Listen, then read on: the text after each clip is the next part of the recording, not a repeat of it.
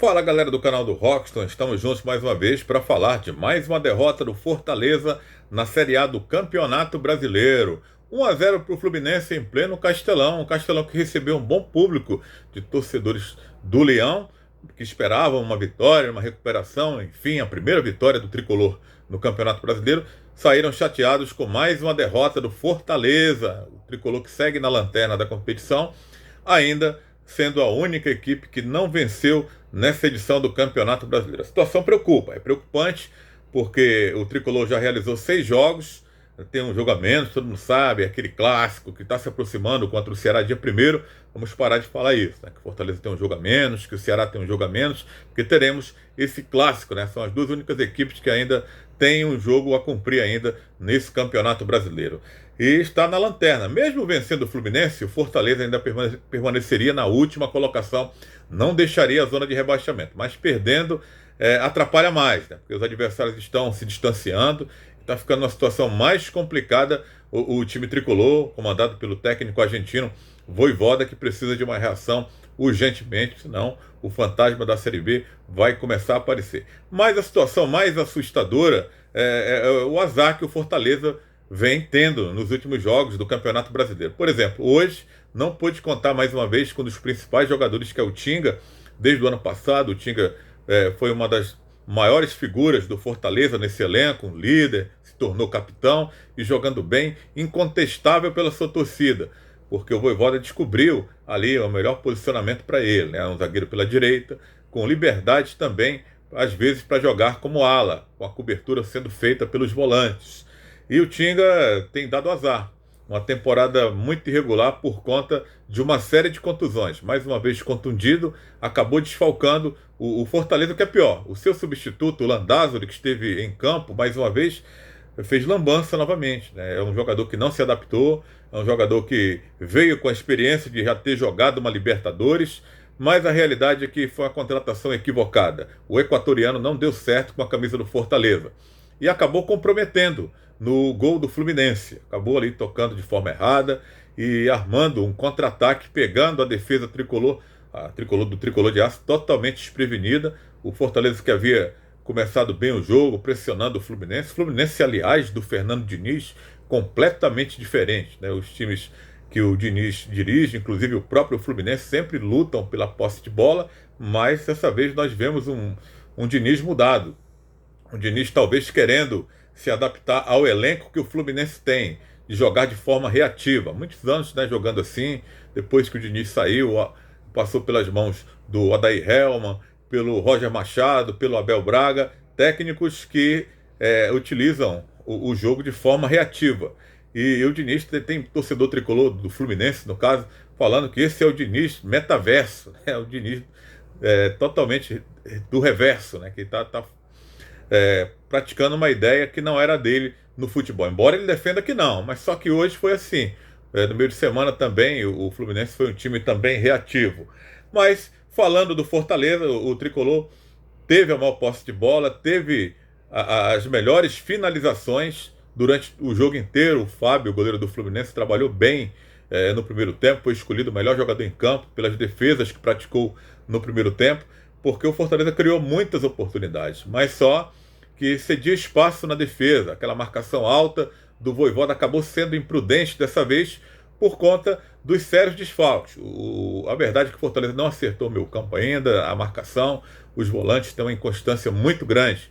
Hoje ele escalou o Zé Wellison ao lado do Hércules, e o Hércules tem se mostrado o volante com a melhor regularidade do Fortaleza, o que não pode acontecer. Um jogador de 21 anos, inexperiente, ser o volante com a melhor regularidade do time. Então tá errado. O Fortaleza tem que contratar, tem que reforçar esse setor. Já foi testado muitos jogadores ali e não deu certo. Só que o Landázuri, jogando pela direita, acabou ali tocando de forma errada. O Natan, o meia do Fluminense, um dos melhores do primeiro tempo do Fluminense, acabou encontrando ali o Luiz Henrique, e o Luiz Henrique fez um golaço. Um golaço por quê? Porque ao avançar, partiu para cima do 1 contra 1 contra o Juninho Capixaba, outra contratação também que eu acho que foi equivocada por parte do Fortaleza. Tomou um drible daqueles dentro da área, passou lotadão, e o Luiz Henrique acabou de perna esquerda fuzilando ali o Max Wallace, que retornava ao gol do Fortaleza depois de ter se recuperado de uma conjuntivite. Ficou alguns jogos fora com o Boeck jogando. Alguns torcedores do Fortaleza criticando que o goleiro teve mão de alface. Ali você tem que dar um desconto, né? O gramado do Castelão hoje, principalmente ali onde os goleiros jogam, parecia uma pocilga. É muito ruim, horroroso o gramado. Choveu no início do jogo e acabou estragando mais ainda o gramado, que já vem sendo muito castigado nos últimos jogos. E a bola estava molhada, então eu dou um desconto aí para o Max dessa vez. Eu até vejo que o Fortaleza mereceria um goleiro melhor. Poderia ter contratado um goleiro melhor para disputar a Série A e a própria Libertadores. Mas nesse gol aí o Max não comprometeu, não. Acho que a bola estava molhada, o jogador do Fluminense ficou à vontade, cara a cara com ele.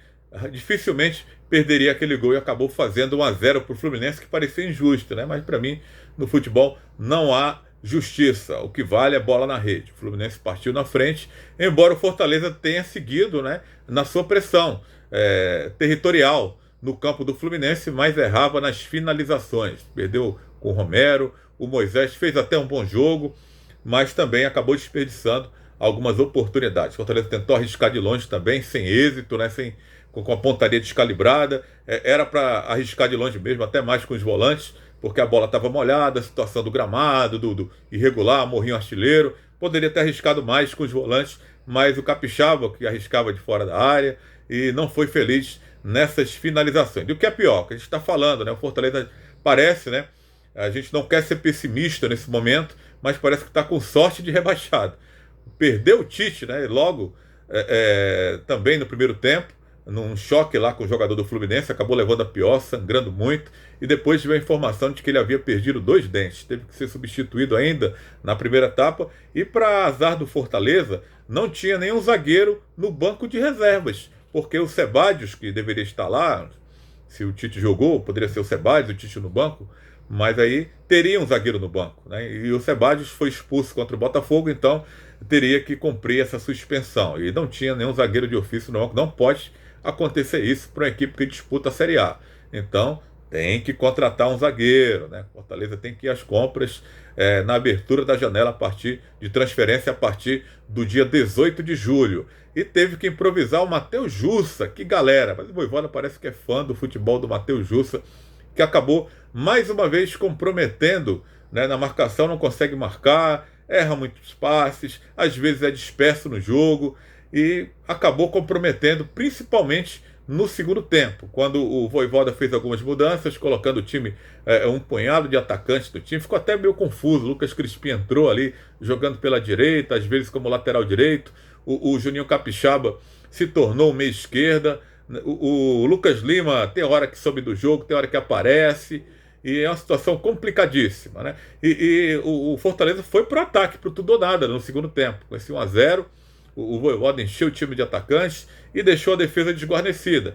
E ficou vulnerável ali justamente no setor do Matheus Jussa, que passou a atuar como lateral esquerdo e ora como zagueiro também. E o Diniz, percebendo isso, colocou o Caio Paulista em campo e deu um trabalho danado ali naquele setor para o Matheus Jussa, né? Primeiro ele levou a bola, 3 foram em cima dele e acabou não tomando a bola do Caio. Acabou saindo o segundo gol do Fluminense, que foi anulado de forma polêmica pela arbitragem de vídeo, né? Eu tenho minhas dúvidas se o Cano realmente estava impedido naquele gol do Fluminense. Fortaleza seguiu pressionando, jogando melhor e desperdiçando oportunidades, finalizando para fora.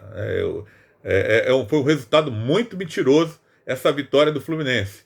Principalmente os torcedores do tricolor carioca estão na bronca, porque o time não teve desempenho, né? O time foi mal, foi pressionado pelo adversário o tempo inteiro, mas saiu vitorioso. Menos mal, chega à 7ª colocação, encosta ali no G4, mas foi uma péssima partida do Fluminense. Só veio melhorar com a entrada do Caio Paulista, porque o Fortaleza foi todo para o ataque e acabou ali ficando, abdicando de marcar atrás. O Caio Paulista também deixou ali, na cara do gol, o Iago Felipe, que acabou desperdiçando uma oportunidade clara para o Fluminense de marcar o segundo gol. No gol, o Fortaleza marcou um gol também, mas só que mais uma vez o equatoriano Landázuri protagonizou um lance bizarro. fez uma falta no nascedor da jogada que redundou no gol, que seria o gol de empate do Fortaleza, numa disputa ali, numa bola praticamente perdida ali, no ataque pela esquerda do Fluminense e da defesa direita do Fortaleza.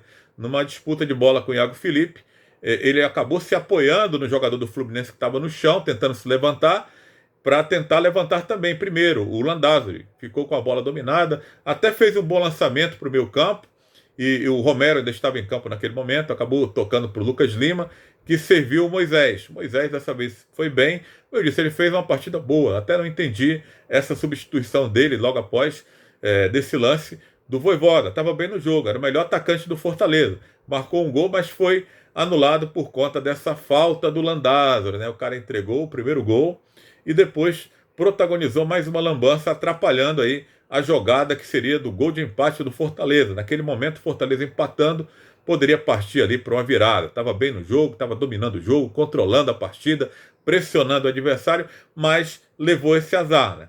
Tem levado muito azar o time do Fortaleza, e isso preocupa, né? Preocupa porque a gente observa que o time não tem um elenco bom, o elenco conseguiu ser pior do que da temporada passada, onde o time não estava disputando a Libertadores, construiu uma boa gordura no Campeonato Brasileiro e depois conseguiu se sustentar até a quarta colocação, justamente porque ganhou muitos jogos na primeira fase do Brasileirão, e não tem acontecido isso até aqui, por isso preocupa. O time está nessa condição de lanterna, na última colocação, não venceu ainda no Campeonato Brasileiro, às vezes faz até bons jogos, mas leva azar, perde jogadores importantes, perde chances que não se pode perder. O Kaiser também perdeu uma chance daquelas no segundo tempo, cara a cara com o Fábio, de que não pode desperdiçar, e o Kaiser tem aparecido nessas horas, né, de finalização, e não tem conseguido, né? A torcida gosta muito do Kaiser pela movimentação, pela vontade, pela raça, mas a realidade é que o jogador tem uma extrema dificuldade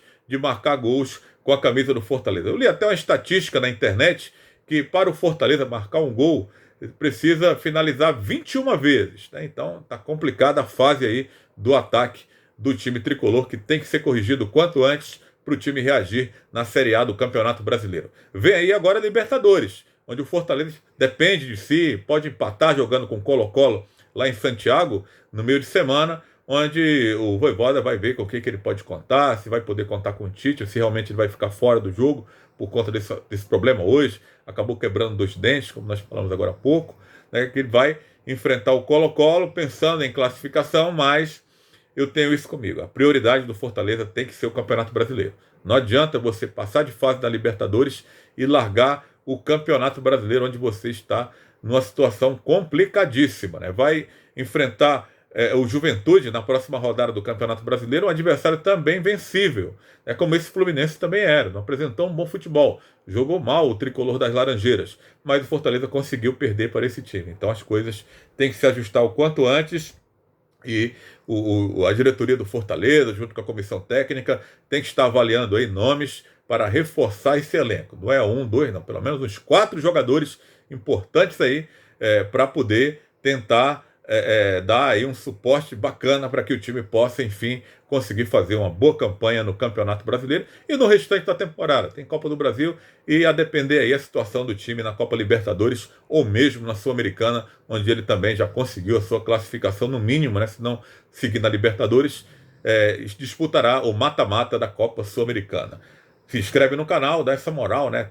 De graça, você não paga nada, né? E você curte os nossos vídeos, porque nos ajuda também aos nossos vídeos chegarem, nossos vídeos poder chegar, né, a mais torcedores do Tricolor para acompanhar o nosso trabalho. E quando você se inscrever no canal, ativa o sininho também, que é importante para você receber a notificação de quando nós produzimos outro vídeo aqui no canal. Valeu, galera!